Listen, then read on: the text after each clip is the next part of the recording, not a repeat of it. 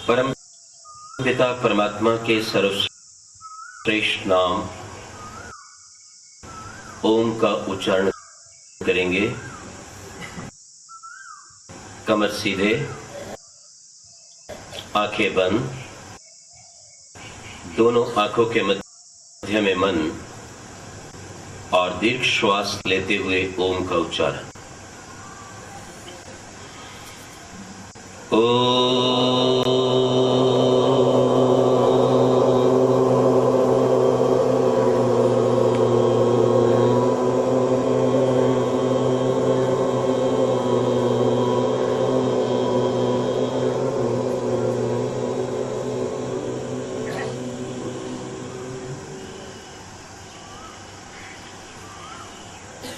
युञ्जन्ति ब्रह्ममरुषं चरन्तं परितस्थुषः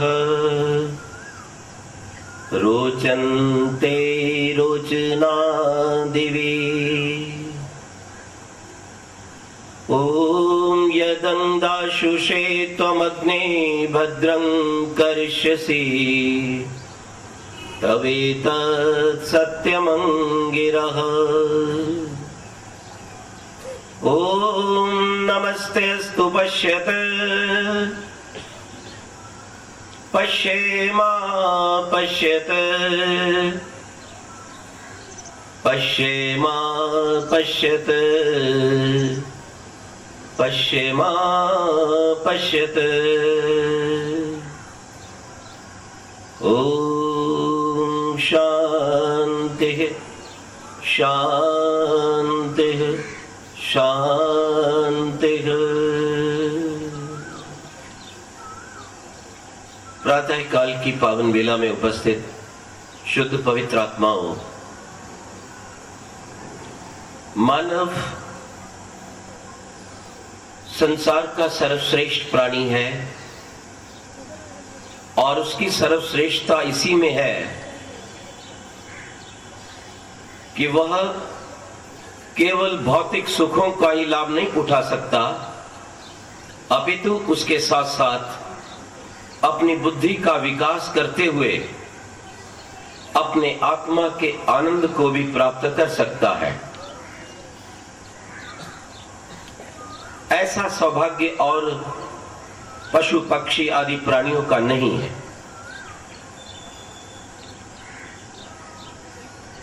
परम पिता परमात्मा इस संसार में कहीं भी आंखों से दिखाई नहीं देते, क्योंकि परमात्मा आंख का विषय नहीं है। बहुत से नादान व्यक्ति परमात्मा को जब आंख से नहीं देख पाते तो ये कह देते हैं कि परमात्मा है ही नहीं। परंतु ये मान्यता उचित नहीं है, क्योंकि बहुत सी ऐसी संसार की वस्तुएं हैं जो दिखाई नहीं देती होती हैं। हवा दिखाई नहीं देती पर है, भूख दिखाई नहीं देती पर है, प्यास भी दिखाई नहीं देती परंतु है। आत्मा जिसके कारण हम सब संसार की गति करते हैं, विभिन्न प्रकार के व्यवहार करते हैं। एक नास्तिक से नास्तिक व्यक्ति भी अगर कुछ सुख प्राप्त करता है तो इसी आत्मा के कारण। क्या वह नास्तिक व्यक्ति अपनी आत्मा को दिखा सकता है? नहीं। कोई भी व्यक्ति जो कहता है मुझे ईश्वर दिखाओ, हम उससे ये पूछना चाहते हैं क्या वह अपने आत्मा को दिखा सकता है?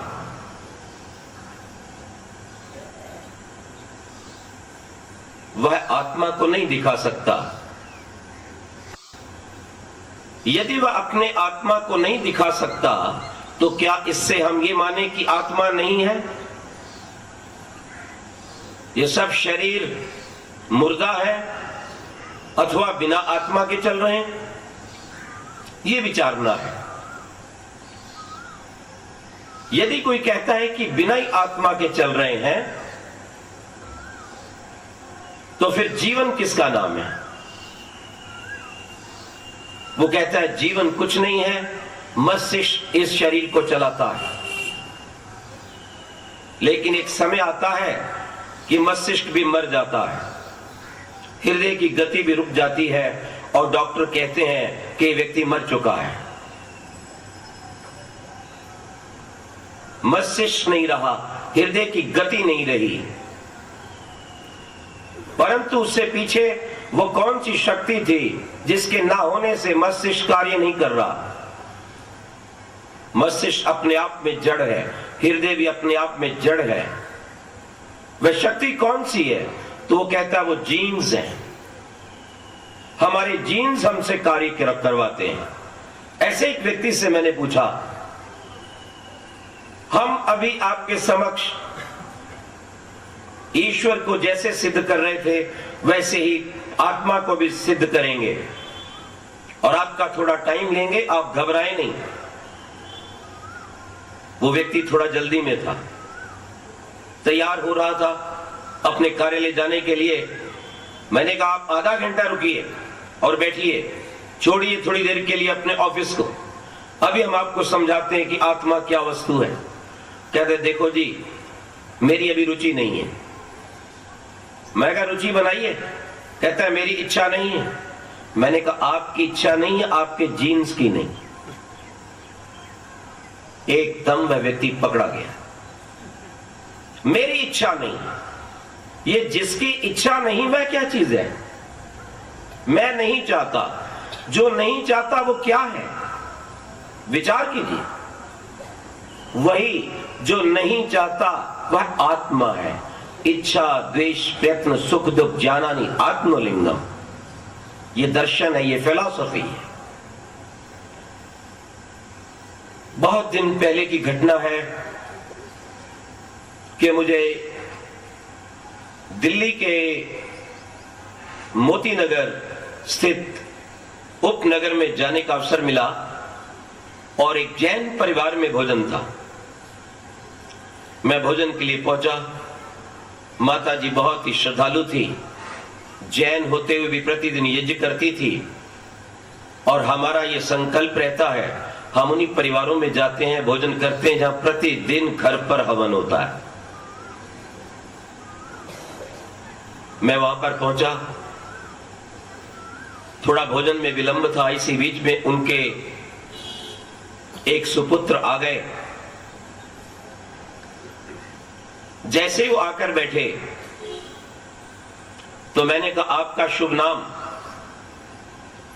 तो उसने कहा मेरा नाम सुरेश जैन। मैंने कहा आप क्या कार्य करते हैं? मैं सीए हूं। मैंने कहा आप कभी सत्संग में नहीं आते? बहुत अच्छा वैदिक सत्संग चल रहा है, परमात्मा की कल्याणी वाणी वेद का सत्संग चल रहा है, जो सृष्टि के आदि में लगभग 2 अरब वर्ष पूर्व प्रभु की अपार कृपा से हमारे कल्याण के लिए हमें मिला था। आप आए, आपकी माता जी आती हैं। उसने अपना दाहिना हाथ ऊपर किया और कहने लगा मैंने बहुत सत्संग किए हैं। बहुत सत्संग किए हैं मतलब सब कुछ सिर के ऊपर से चला गया है।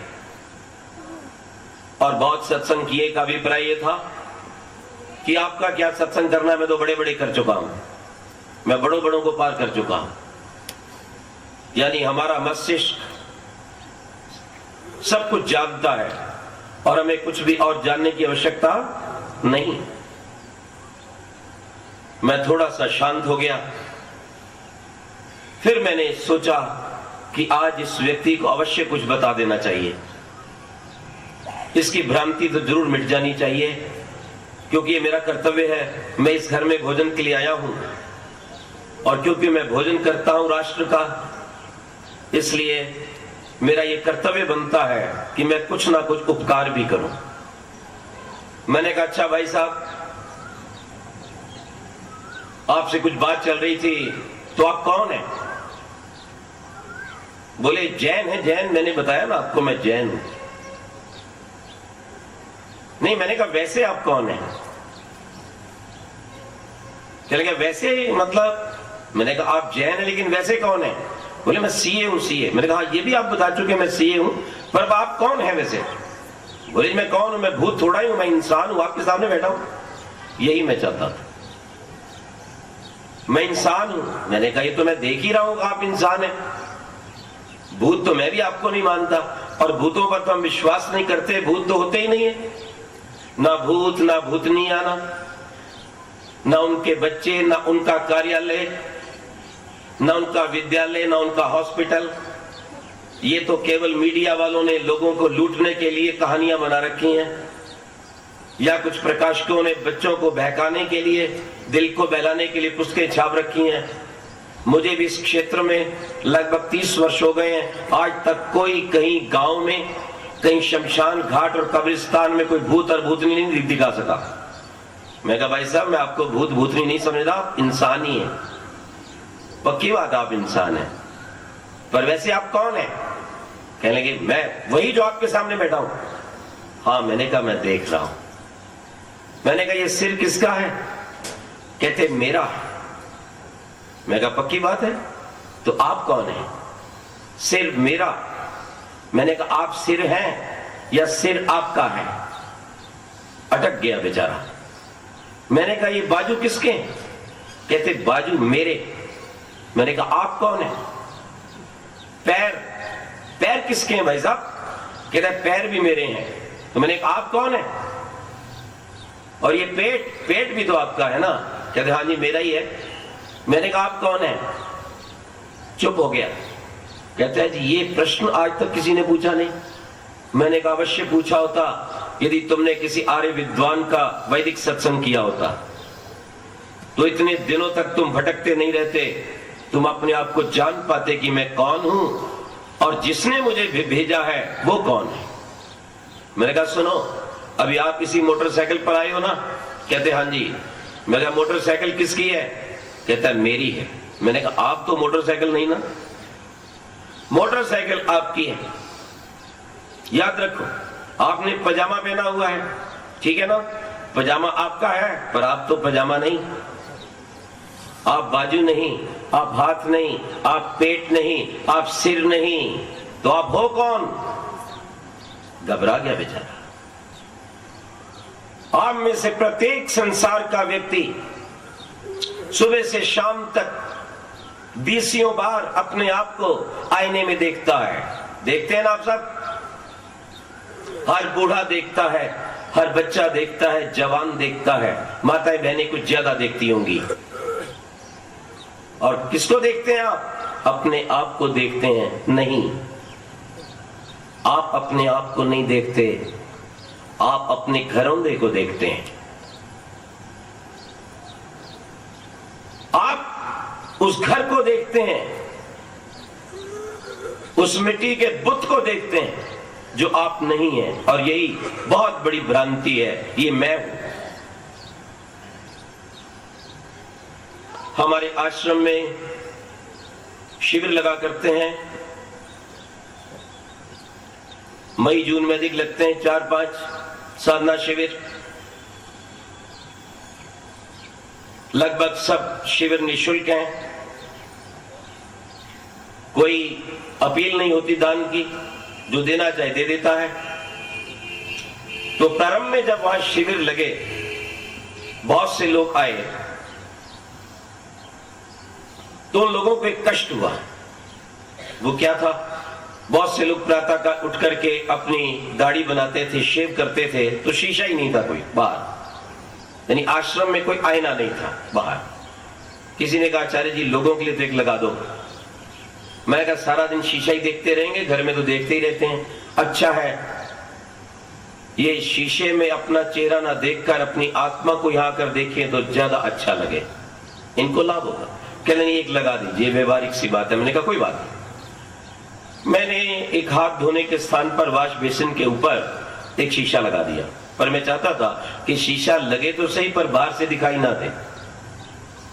एक पतली सी लकड़ी की अलमारी, उसके भीतर शीशा, और वो अलमारी बंद हो गई। और उसके ऊपर लिख दिया मैंने, यदि आप जानना चाहते हैं तो इसे खोलिए। मैंने कहा इसका प्रयोग करना चाहिए।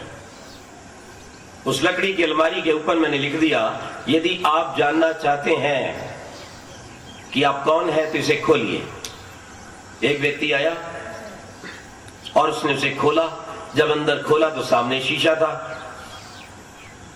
और उसने अपने आप को देखा, शीशे में अपने आप को देखा। अब वो जो पट ऊपर से हटा था उसके अंदर भी मैंने कुछ लिखा था, यदि आप अपने आप को जानना चाहते हैं तो इसे बंद कर दीजिए। जो कुछ आप देख रहे हैं ये आप नहीं है, ये आपका घर है। कितने लोग ऐसे हैं जो अपने आप को जानते हैं कि मैं आत्मा हूं? जरा विचार कीजिए। कितने लोग ऐसे हैं ये जो अनुभव करते हैं कि मैं हूं? आप तो अपने आप को भूले बैठे हैं। जैसे संसार के लोग ईश्वर के विषय में अनभिज्ञ हैं, मूर्ख हैं, नादान हैं, उससे अधिक अपने विषय में नादान है।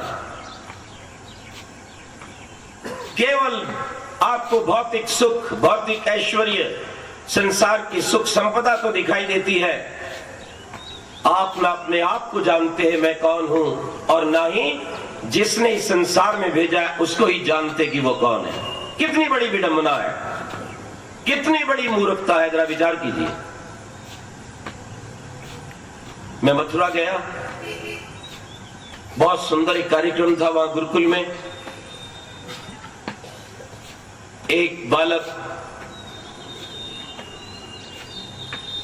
जिसकी अवस्था लगभग 13-14 वर्ष की थी, उसने मेरे प्रवचन से पूर्व एक बहुत सुंदर कविता गाई।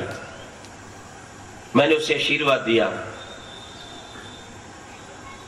मैंने कहा तुमने बहुत सुंदर कविता गाई है और मैं तुम्हें कुछ पारितोषिक देना चाहता हूं, पर इस समय मेरे पास नहीं है, आप मेरे कमरे में आना। 12 बजे के लगभग वह बालक और उसके साथ एक साधु, वो दोनों मेरे कमरे में पधारे। मैंने उनको बिठाया। मैं कहा तुमने बहुत अच्छी कविता गाई, इसका अभ्यास करते रहो बालक। क्या नाम है तुम्हारा?